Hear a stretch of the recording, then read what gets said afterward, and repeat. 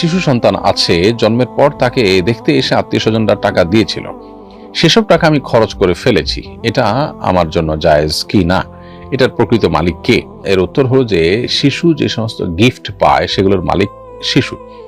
যদি শিশুর অভিভাবক তথা বাবা মা তারা অভাবী হন, তাহলে সেক্ষেত্রে শিশুর যে গিফটের টাকা বা সম্পদ যেগুলো সে পেয়েছে সেগুলো থেকে শিশুর জন্য খরচ করতে পারেন। অর্থাৎ শিশুর জন্য যা খরচ করলেন সেটা নিজেরা কাটাকাটি করলেন।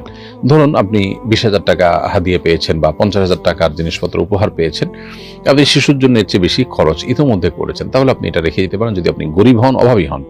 আর সেটা যদি না হয় তাহলে সেক্ষেত্রে শিশুর সেই টাকা বা উপহার সেটা আপনার জন্য রাখা জায়েজ নাই, বরং সেটা আপনি রেখে দিবেন, শিশু বড় হলে তাকে তার সম্পদ বুঝিয়ে দিবেন।